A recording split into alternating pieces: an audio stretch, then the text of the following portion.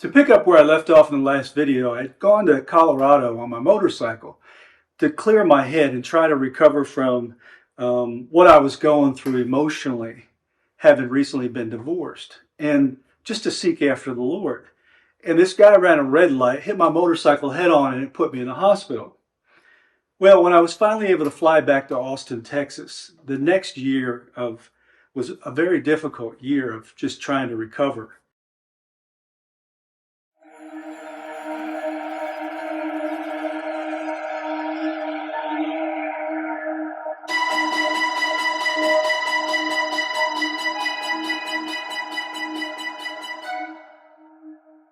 Physically, mentally, emotionally, I was spent.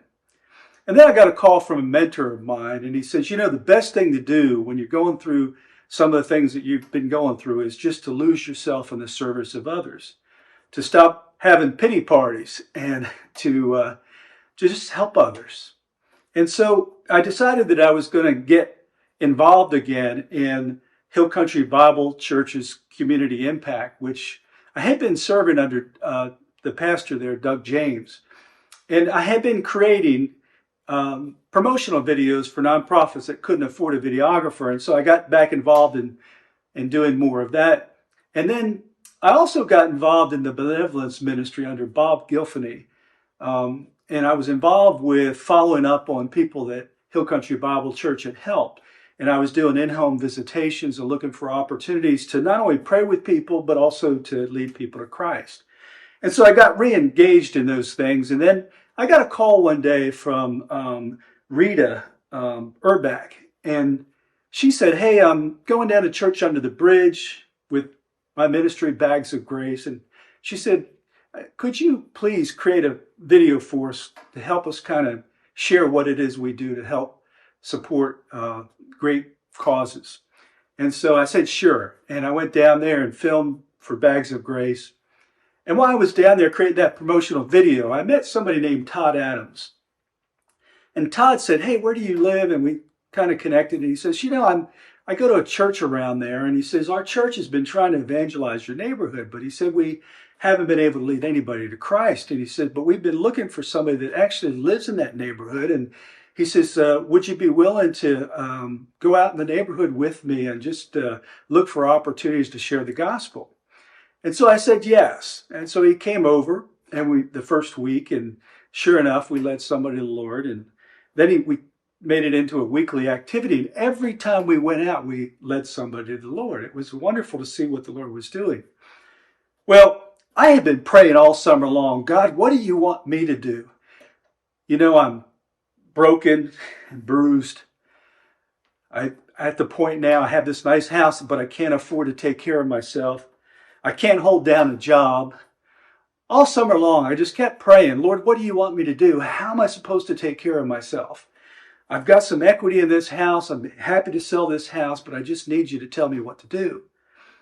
And so after having prayed that all summer long, finally one day, the Lord answered my prayer and he said, now you can sell your house. Well, right after that, I got a call from Todd Adams, and he says, hey, I want to come over and talk to you about what we've been doing evangelizing the neighborhood. And I want to pray with you. And I said, okay, Todd, that sounds great. So he came over that night. And he says, I love what we're doing. Every time we go out, we're leading somebody to the Lord and share the gospel. He says, it's really amazing what God's doing here, and I want to do more of it. And I said, well, Todd, I'd be happy to do that if that's what the Lord wants. But I said, I've been praying all summer long about selling this house. And who knows where the Lord might send me after that. He hasn't told me. But I believe today the Lord answered that prayer. And I said, why don't you just pray for me and pray that God will either confirm me doing more of this with you, or that he would give me another strong confirmation I'm supposed to sell the house. And so he prayed and he left. The next morning, I got a phone call from Bob Gilfany, who's the pastor of the benevolence ministry at Hill Country Bible Church. I hadn't talked to him in 6 months, and the first words out of his mouth were, James, are you thinking about selling your home? I literally almost fell out of my chair. I said, well, Bob, I've been praying for one more confirmation, and I believe you just gave it to me.